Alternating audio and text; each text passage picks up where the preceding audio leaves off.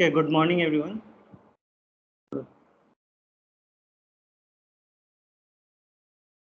Today I'll start with what are known as Hilbert spaces, and later I'll come back to some more topics from Banach spaces. So I hope that you have studied about inner product spaces in linear algebra. So anyway, let me recall what an inner product space is, and then we'll talk about Hilbert space and their properties. So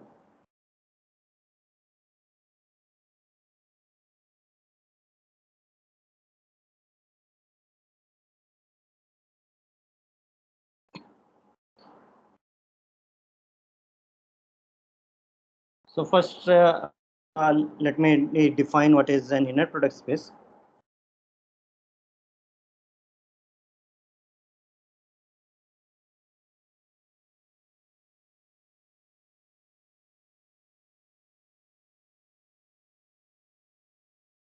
So suppose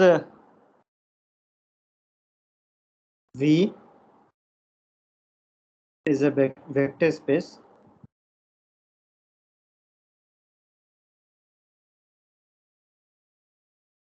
over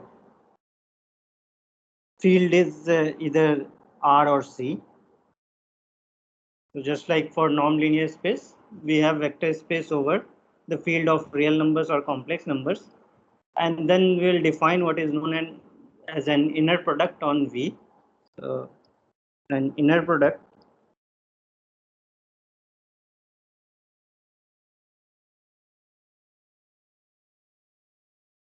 on V is a map. So we'll write this as this. This is a map from V cross V to F satisfying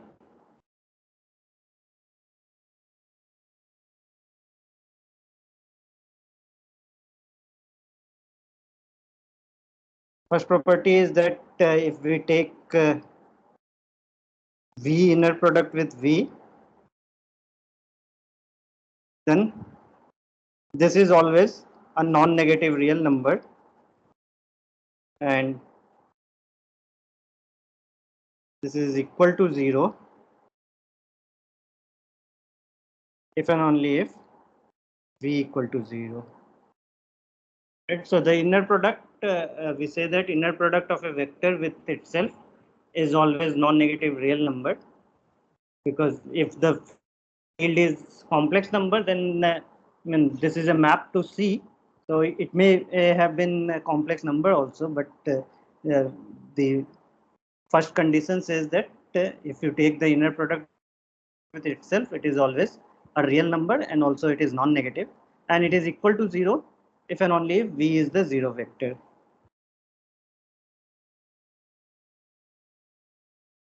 Second condition is the linearity. So okay, yeah, let me write if I write alpha u plus beta v inner product with w, then this is equal to alpha u inner product w plus beta v inner product with w. This is for all u v w in v and alpha beta belonging to f. So this is called linearity in the first component. So it is linear in the first component, and the third condition is that if we take inner product of uv, this is the complex conjugate of the inner product of vu. This is for all uv belonging to v.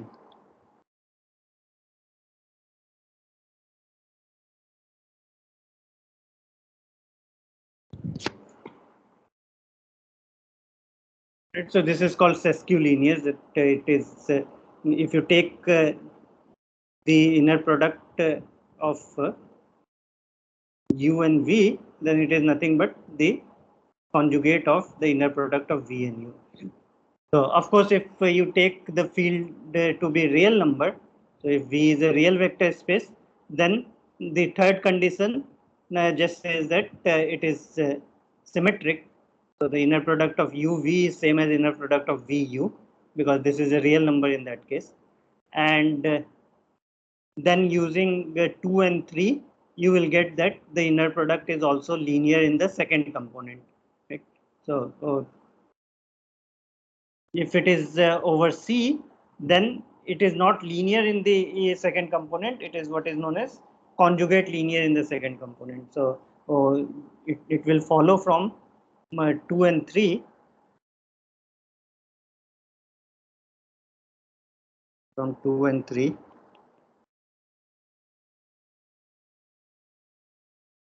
we get the inner product of U with alpha V plus beta W. This is equal to alpha bar U with V plus beta bar V with W.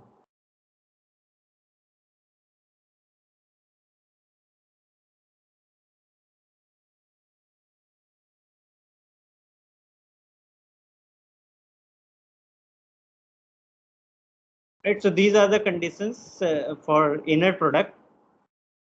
Now if we have an inner product, then naturally you can define a norm from this. So, okay, let me write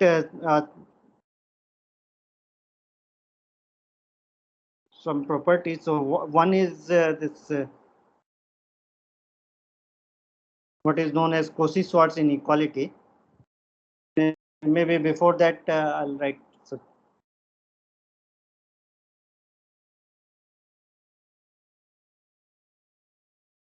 So okay, let me also define what we mean by orthogonal vectors. So definition.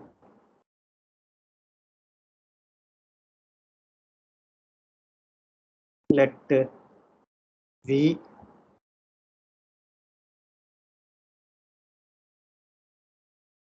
be an inner product space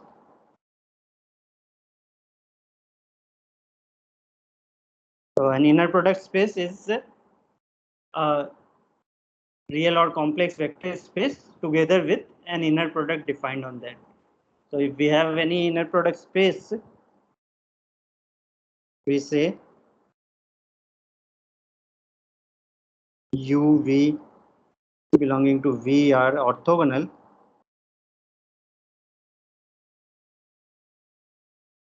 if the inner product of U with V is equal to 0. Right. So I mean, of course, you can see that this inner product is basically a generalization of the scalar product or dot product on Rn or Cn that we study in when we study about vectors in high school. So this is just generalizing that. So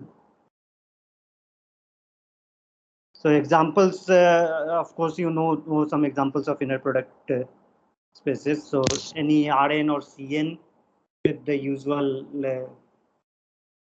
dot product is an inner product, and we will see more examples. So, so this is called orthogonal. Now there are some like simple results that you can uh, check. So let me write this proposition.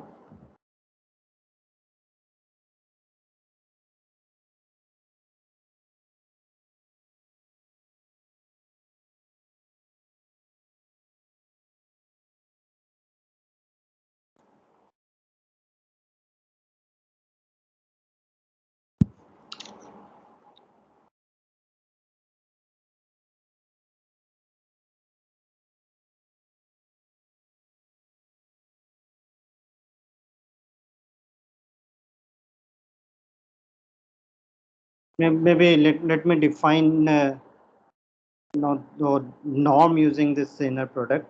So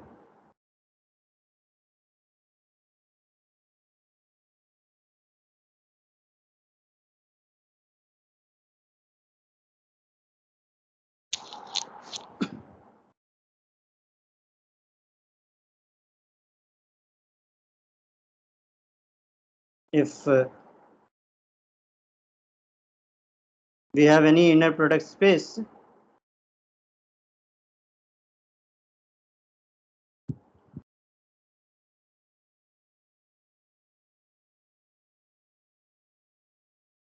we define norm of a vector v is equal to the positive square root of the inner product of v with itself.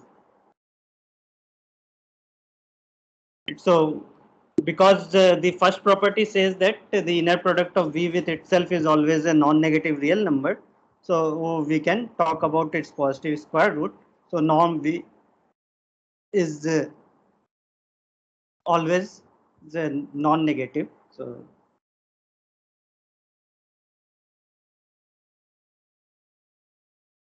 it is easy to check that.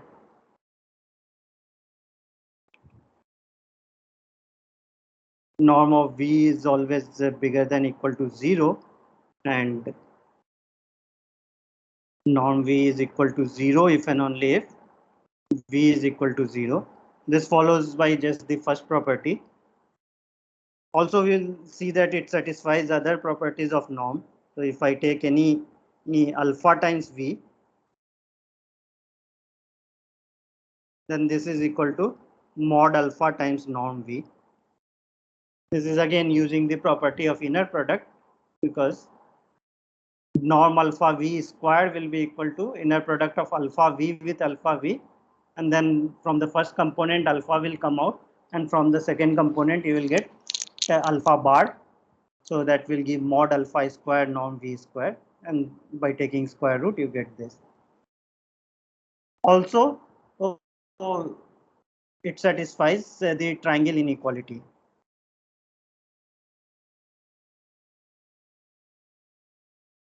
Norm of u plus v is less than equal to norm u plus norm v for all uv belonging to v. So this follows from the Cauchy-Schwarz inequality.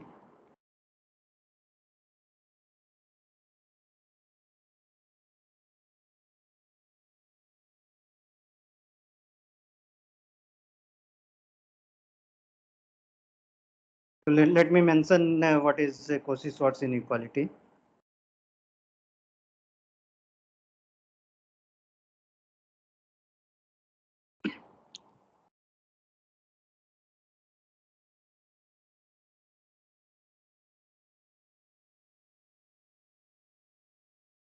Write the spelling correctly.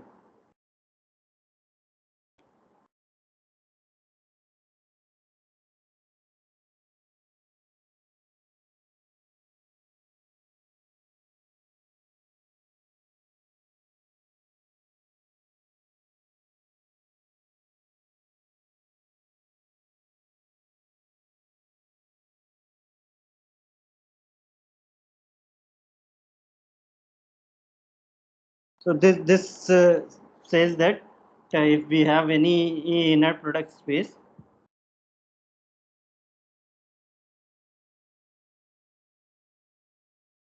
the if I take the inner product of uv,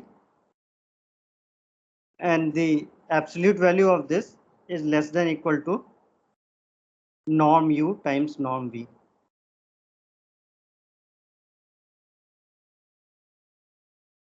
This is true for all uv belonging to v, where v is an inner product space. So If we have any inner product space, then the absolute value of the norm of the inner product of uv is less than equal to norm u norm v. So again, this is like geometrically, you see, using this we define the angle between two vectors. So, when you study the dot product of two vectors, then we define the dot product of the two vectors as the norm u times norm v times cos theta, where theta is the angle between the two vectors. And then you can see that this inequality is obvious.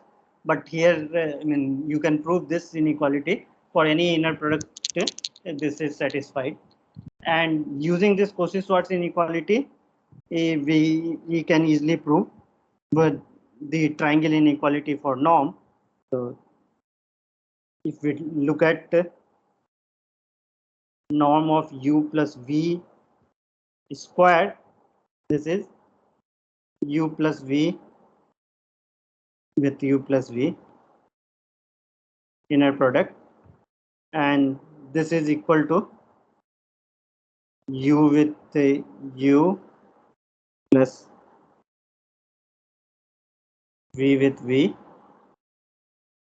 plus the inner product of u with v plus inner product v with u. This is by using the property 2 and 3 for inner product. And norm, the inner product of u is the norm u square. So this is norm u square plus norm v square plus this is u inner product v, and v inner product u is u inner product v conjugate. So this is equal to norm u square plus norm v square plus 2 times real part of uv. So this is one important inequality. So norm of u plus v square is norm u square plus norm v square.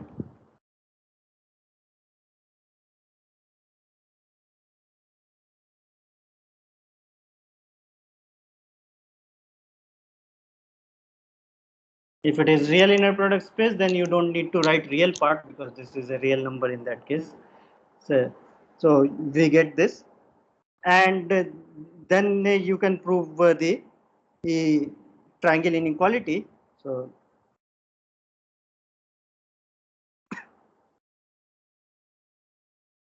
since real part of any complex number z, this is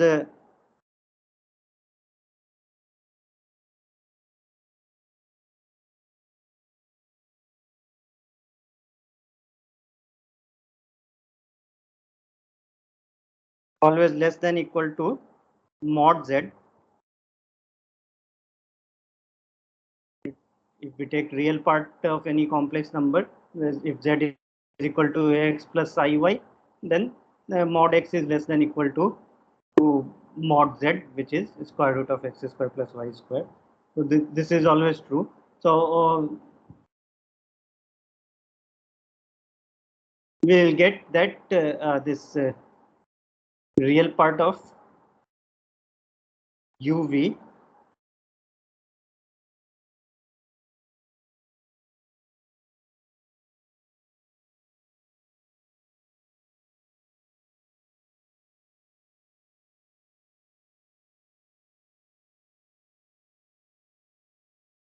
is less than equal to mod of inner product of uv, which is less than equal to norm u norm v. This is by Cauchy-Schwarz.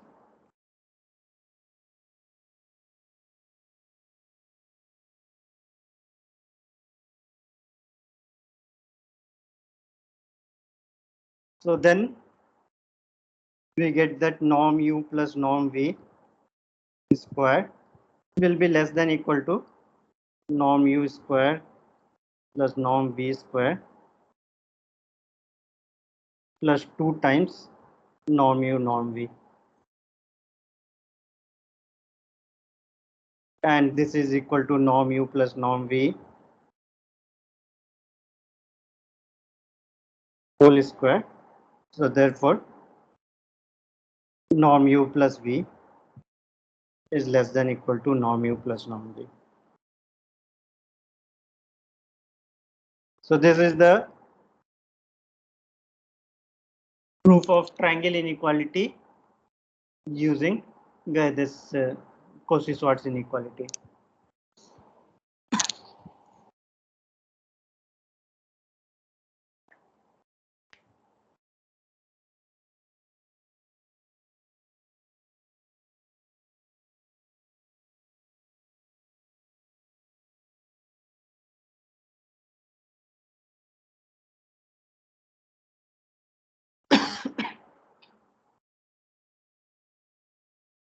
There are some other like simple results about inner product. So we can write the Pythagoras theorem.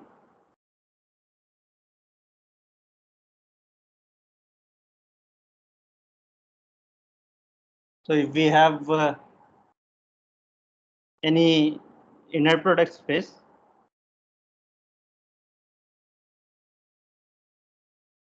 let v1, v2, vn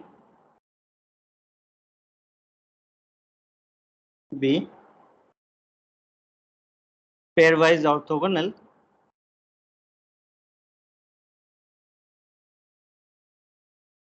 vectors in an inner product space.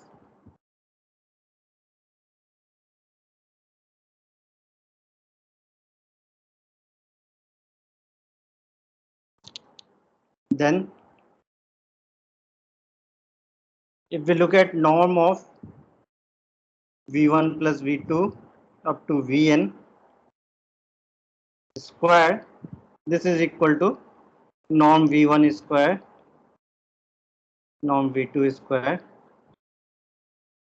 up to norm vn square.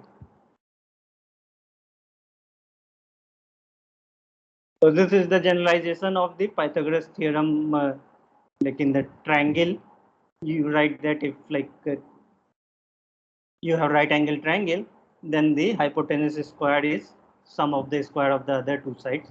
So that will follow from this, because if we take v1 and v2 are two vectors which are orthogonal, then this hypotenuse length is norm of v1 plus v2, and this is norm v1, this is norm v2.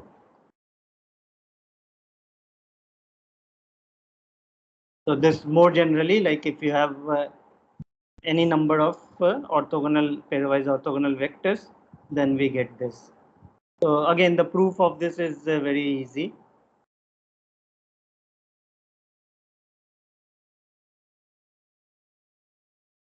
So, like you can see that for two vectors, so you will get the proof from here, because u inner product with v, if that is 0, then you get norm of u plus v square is norm of u square plus norm v square.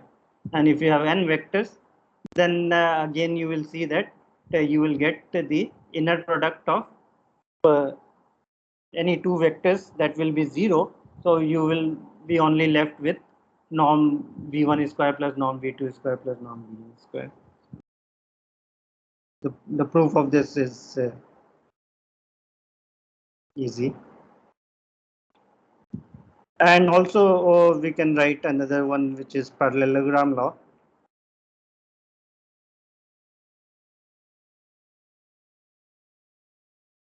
So this says that norm of u plus v, so norm of u plus v square plus norm of u minus v square is equal to 2 times norm of u square plus norm of v square.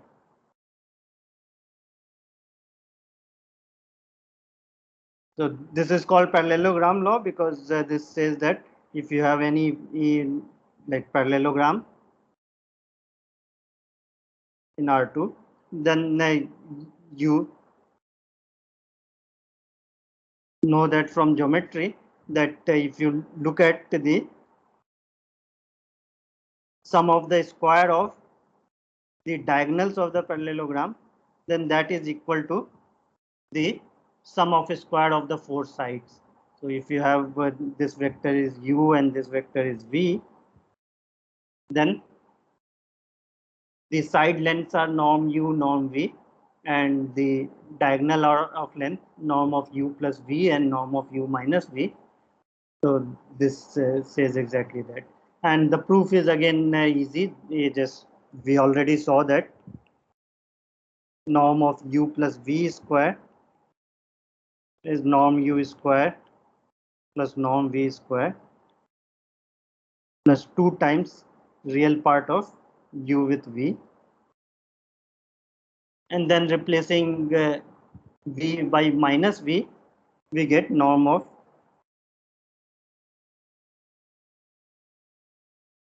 u minus v square is equal to norm u square plus norm v square minus 2 times real part of uv,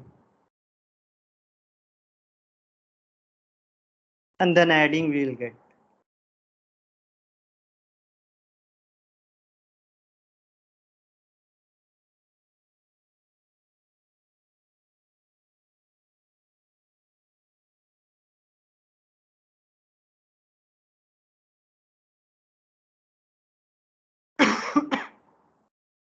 Okay.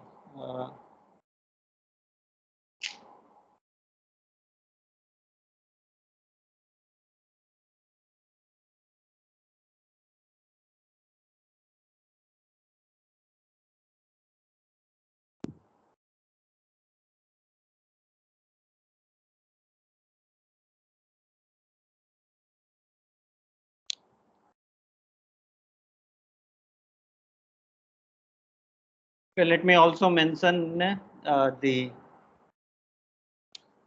another identity. So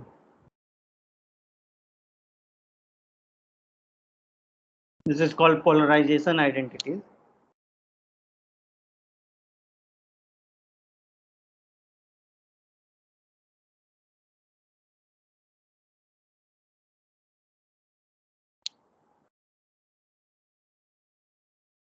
So for real inner product space,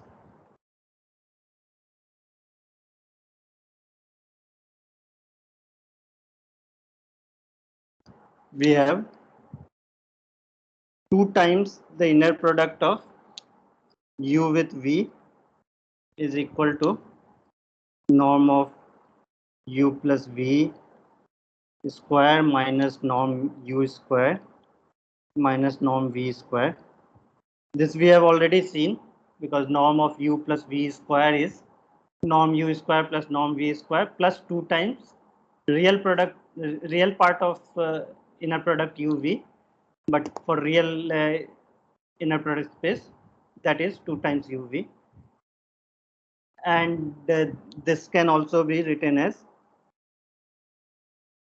half of norm of u plus v square minus norm of u minus v square. So this again follows from this. If I subtract these two, then norm of u plus v square minus norm of u minus v square will be 4 times real part of inner product uv. Then for real inner product space, we get the inner product of uv as 1/4 of. So what this identity says that uh, if you have a inner product space, and then we know that given any inner product space, say there is a norm induced by that, and then you see that this inner product can be obtained from that norm. So inner product of uv you can find using the norm of u plus v and u minus v, or by this one using norm of u plus v, norm of u, and norm of v. So this will be interesting. Of course, I mean, it's not true that given any a norm linear space, so the norm will come from an inner product. So that requires what is this is important one, the parallelogram law. So that we will see that an inner product.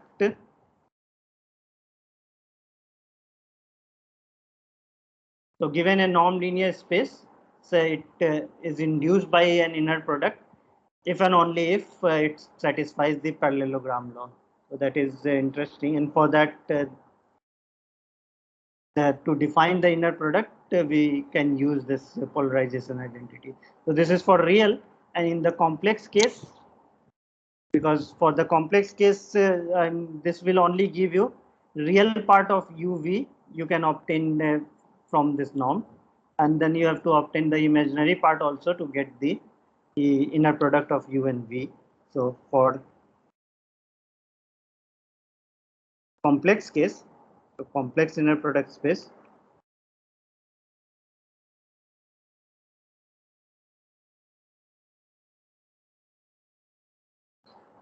we can write 4 times the inner product of u with v is equal to norm of u plus v square plus minus norm of u minus v square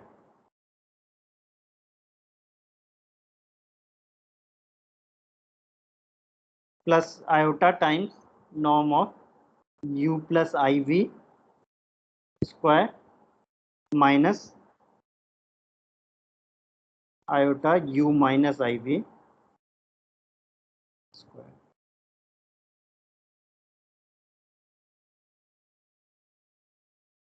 So again, you see that using the norm, we can define the inner product of any two vector by this identity.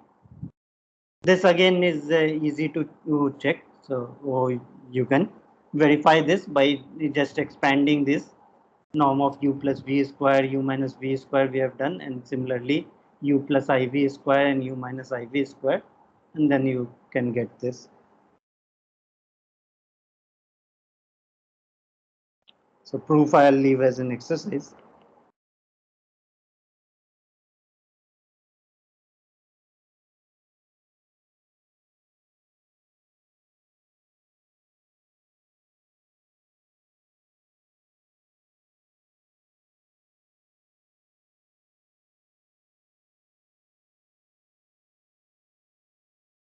So let me write here that given an inner product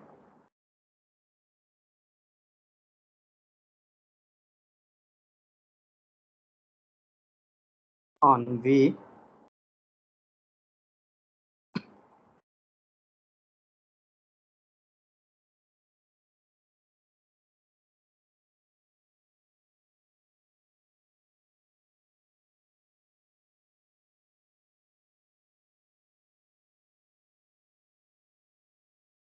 the norm induced by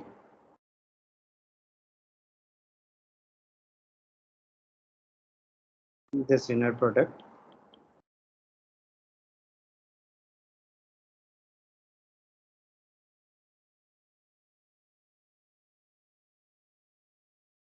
is given by this what we define norm of u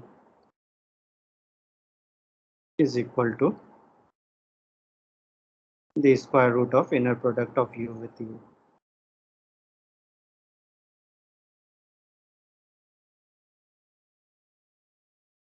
So every inner product space is also a norm linear space.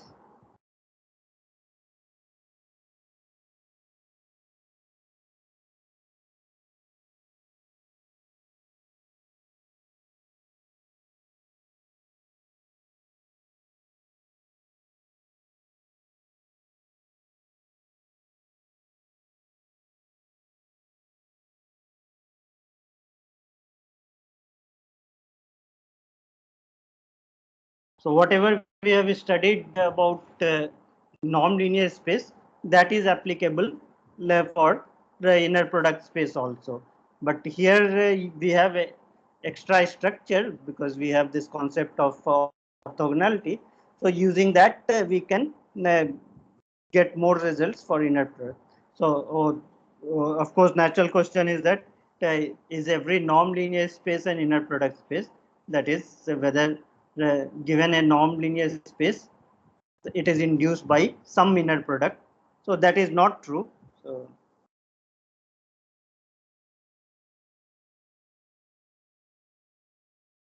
let me write this remark.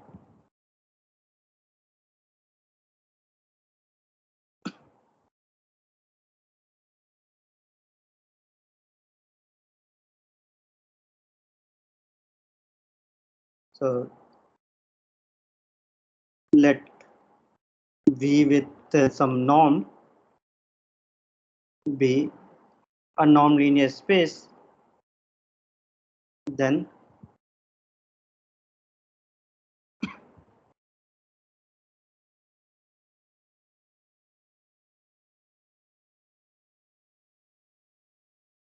this norm is induced by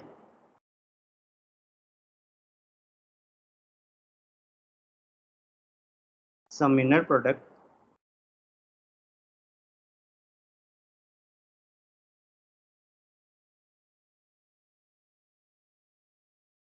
if and only if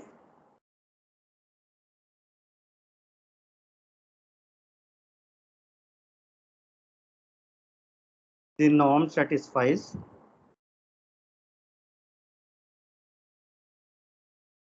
the parallelogram law.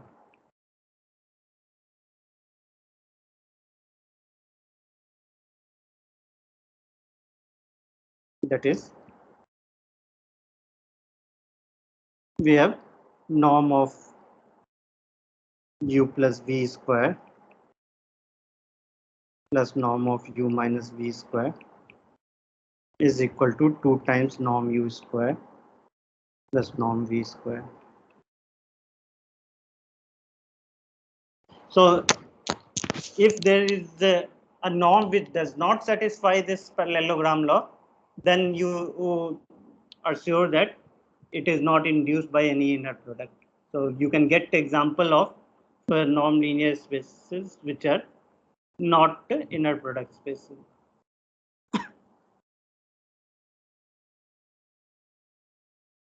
So this again is not very, I mean, one way we have already seen that if it is induced by an inner product, then it satisfies this parallelogram law.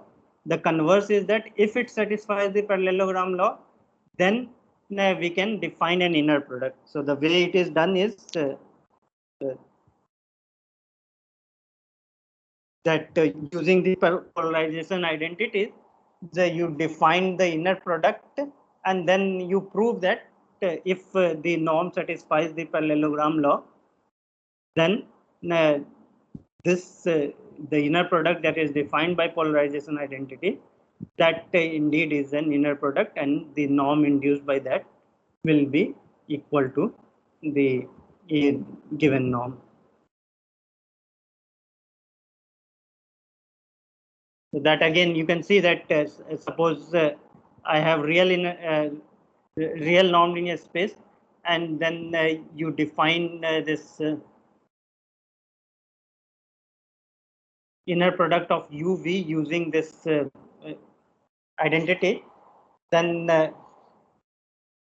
suppose you take u equal to v, then you get that inner product of u with u is equal to norm u squared. So and other properties of inner product are also satisfied when we define like that. So for that you will have to see that you need to use the parallelogram law, and for the complex inner product space we define like this.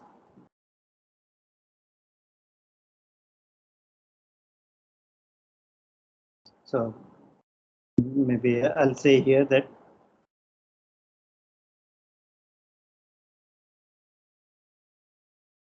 If the parallelogram law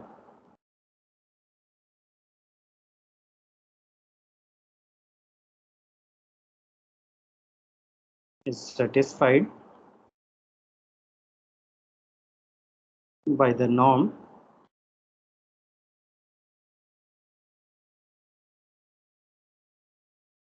then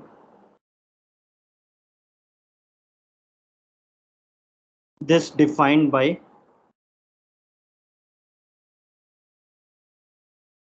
the polarization identities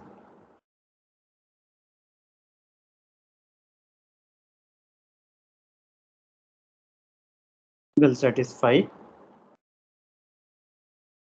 the properties of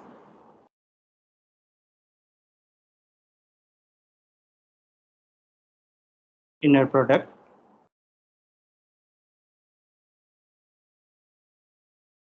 and norm of u square will be equal to u with u.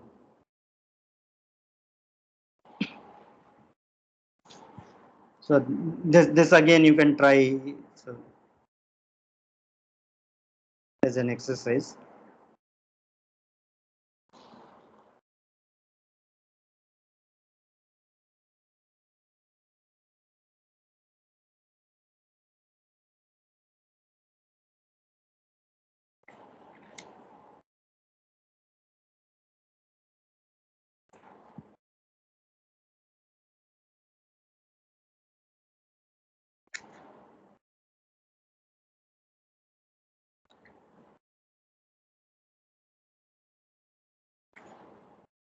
Okay, so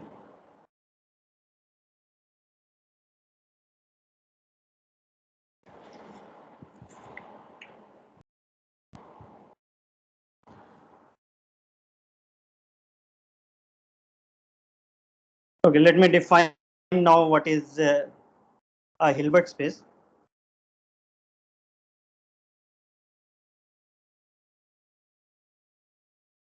A Hilbert space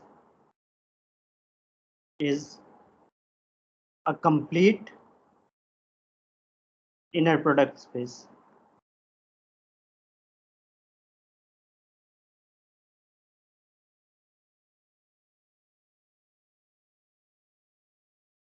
So we know the meaning of complete. So complete is with respect to the metric induced by this inner product. So once we have inner product, we have a norm, and then we already know what is a complete norm linear space.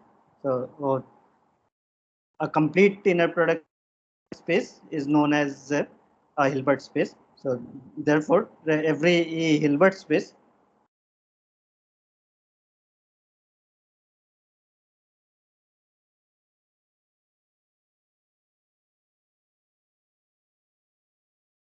is a Banach space,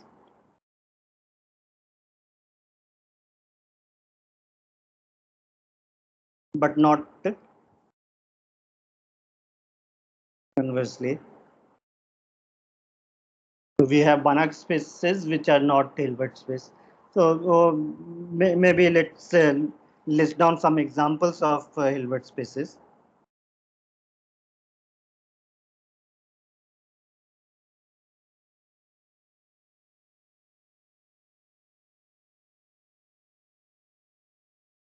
We have seen many examples of Banach spaces. Now we will try to see which one of them we can see comes from an inner product. So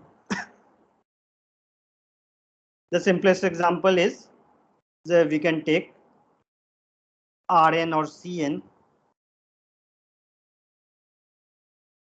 Whenever we say in Hilbert space, then we have to define some norm on that.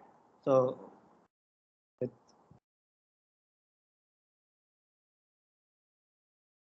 we have to define inner product on this. So if we take any two vectors u and v, then u with v is equal to summation of ui vi bar I equal to 1 to n.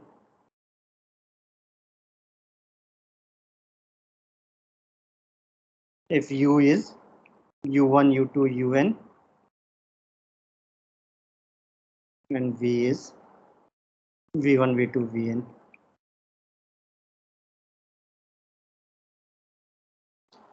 Right. So if it is Rn, then we don't need this complex conjugate, and it is the usual scalar product or dot product. So summation of ui vi, and for Cn we need to take the complex conjugate, and then you can check that this satisfies all the properties of inner product. So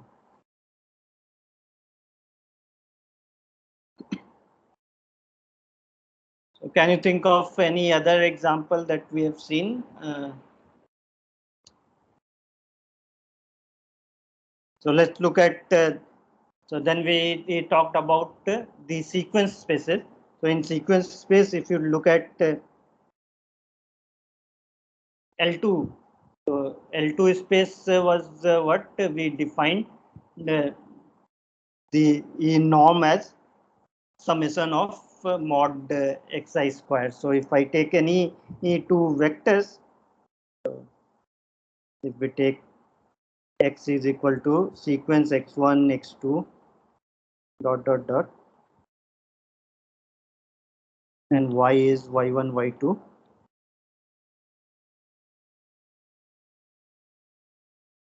then we define the inner product of x with y.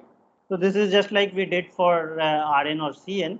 So this is equal to summation of xi yi bar I equal to 1 to infinity. And so this x and y, where are these? These are in L2. So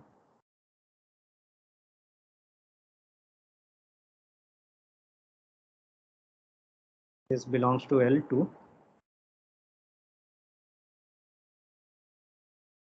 We define this inner product. So what is the meaning of this in L2? That means that summation of mod xi square is finite and summation of mod yi square is finite. So note that summation mod xi square finite and summation mod yi square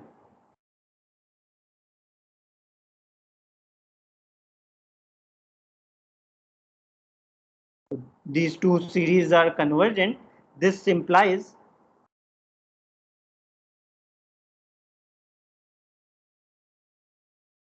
that this series is convergent. Summation xi yi bar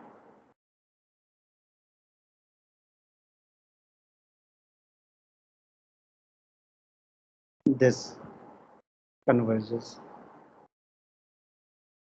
So this is a complex number. So therefore we can define the inner product like this, and then it is easy to check that this satisfies the properties of inner product. So little L2 is a Hilbert space, and completeness we have already checked that for all LP spaces we have seen that these are complete. So this will be a complete inner product space, and therefore it is a Hilbert space. For any P other than 2, you can check that the parallelogram law is not satisfied, and therefore it will not be a Hilbert space. So other LP spaces, so I'll just write this. For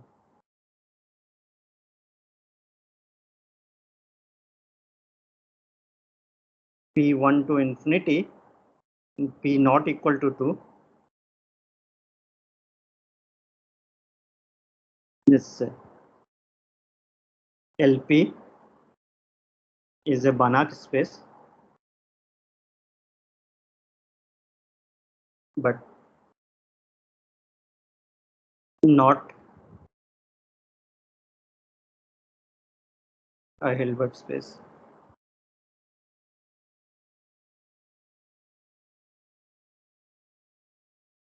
To see this, you try so that the parallelogram law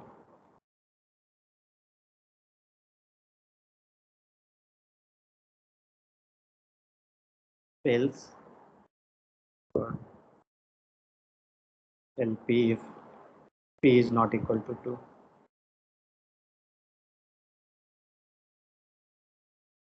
And just like this sequence space L2, if we look at the function spaces capital LP spaces, then this capital L2, this let's say capital L2 of say 0, 1, if I write, this is equal to all F from 0, 1 to R or C, such that integral of mod F square, right, integral from 0 to 1 mod Ft square dt is finite.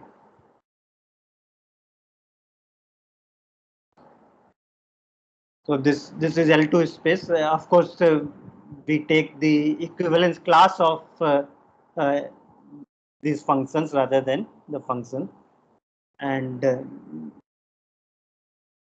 how we have to just see how to define an inner product here. So the inner product of F with G is defined as the integral of Ft gt bar dt from 0 to 1. And instead of 0 to 1, you can take any interval, or you can take overall R also, and we can do this.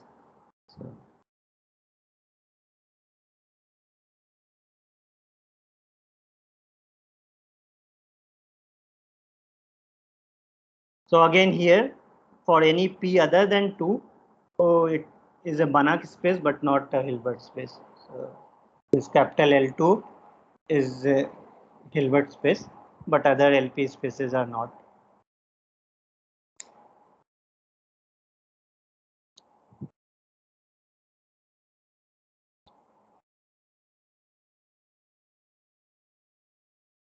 Sir, Yes. can we say that subspace of a Hilbert space is also Hilbert? A closed subspace of a Hilbert space will be Hilbert space. Yeah, so maybe I can mention that. So any subspace of inner product space is an inner product space. That is clear, right? Because you can just restrict the inner product to that. And now, if you want a Hilbert space, then you need completeness, right? So, if you have a Hilbert space and you have a subspace which is complete, then it has to be closed, right? So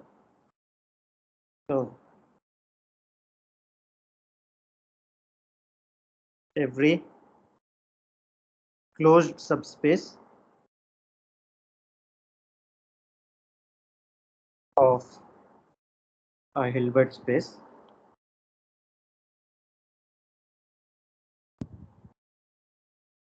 is a Hilbert space.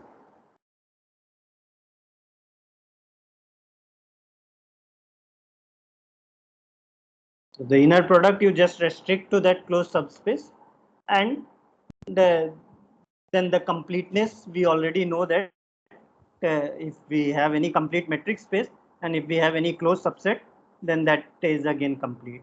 So using that, you get this.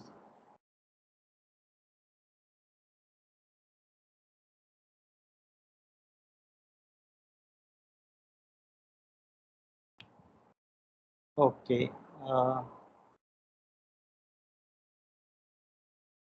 Also, I can say that if you have any like inner product space, just like if we had any norm linear space, then we saw that we can look at the completion of that, and completion of a norm linear space becomes a Banach space, right? So similarly, we can look at completion of any inner product space, and that will be a Hilbert space.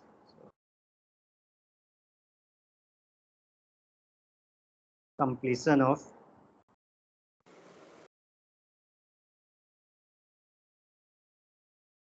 an inner product space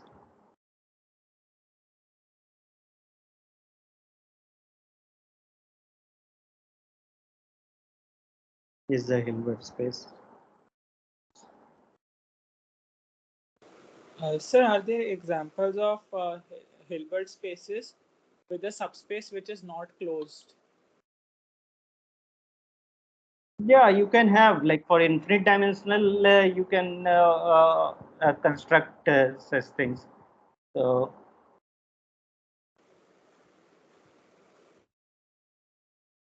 if it is finite dimensional, then any subspace will always be closed, right? So you cannot get this for finite dimensional, but for infinite dimensional, you can do that.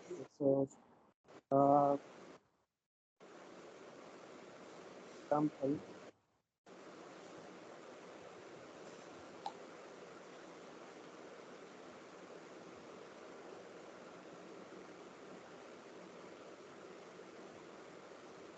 And so from the last point, you can say that uh, Yeah, if but X is suppose X is Banach space and it is isometrically onto is isomorphic to Y, which is Hilbert, then X has to be Hilbert.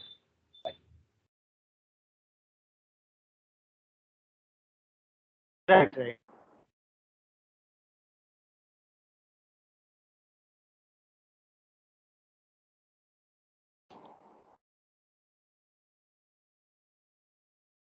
Here basically, like, for the completion, now what you will do is uh, you have inner product space, and then just like we did for the norm linear space. So, so we took the equivalence class of Cauchy sequences, and then we defined the norm as the limit of those things, right? So, if we take here the equivalence class of Cauchy sequences, so you take x bar and y bar, and you define. Uh, Let me write. If you take x bar y bar, then the inner product between x bar and y bar you define as limit as n tending to infinity of x and y n, where this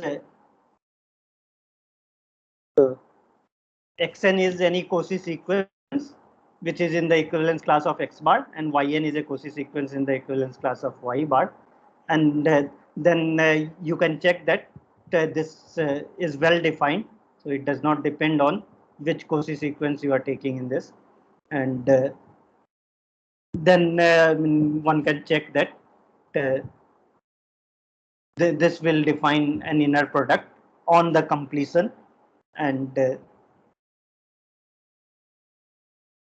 that is of course a complete metric space. So you will get that this is a complete inner product space. So that is how we can like, if we don't have complete inner product space, then we can look at its completion, and that will be a Hilbert space.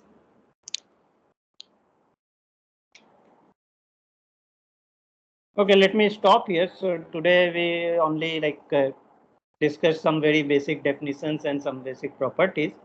I mean, Cauchy-Schwarz inequality I did not prove, but I hope that you have seen that before. Otherwise, I mean, it is not very difficult to prove also. There are many different proofs of this Cauchy-Schwarz inequality, in fact.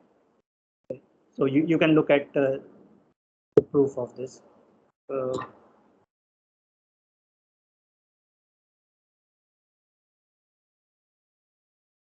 So next class we will look at some more theorems about Hilbert space, and important thing will be the dual of a Hilbert space. We talked about dual of a Banach space, and here we will see that if H is any Hilbert space, then its dual will be actually isometrically isomorphic to H itself. So H star is same as H.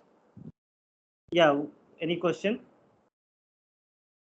Yes, sir. Sir, in if X is a Hilbert space with respect to some norm or this inner product, Right. but if we change this inner product to some another one, then can we guarantee that it will be a Hilbert space? Under which conditions we can guarantee?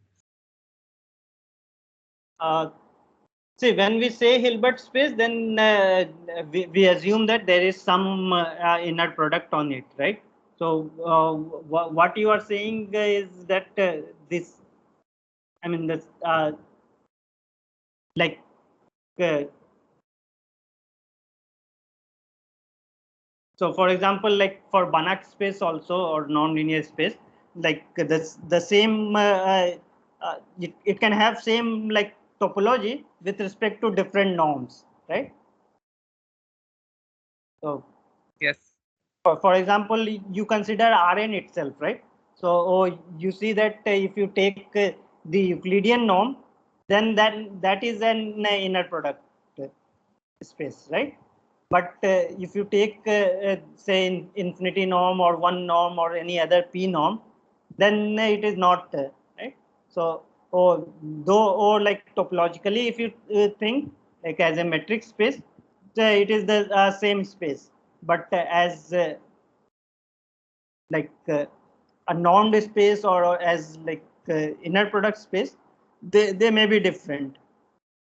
So if you have like say a space and then there are like two different inner product defined on it, and you are saying that maybe they give you the same metric. See, if they induce the same norm, then by this polarization identity that we got, the inner product has to be the same, right? Because once you have norm, then that defines you inner product also, if it comes from an inner product. So if you have like uh, like as a norm linear space, if it is the same space, then there will be a unique inner product. But as a metric space, it can be same, and then one can come as like there can be an inner product defined for one norm, but for another norm, it may not have an inner product. But in finite dimension, yeah, we can say I think equivalent Yeah, norm. right. But in finite case, Yeah, so maybe you can have equivalent norm, like one coming from an inner product, but another one is not coming from an inner product. So that is possible. So it is important that I mean what structure you are taking. So once we like fix an inner product, then we will like only consider that one.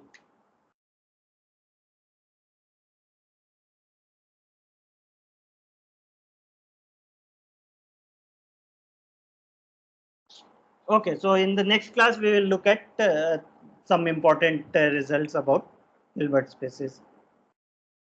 We will also talk about like operators on Hilbert space and then its adjoint, and those things will be like very important later.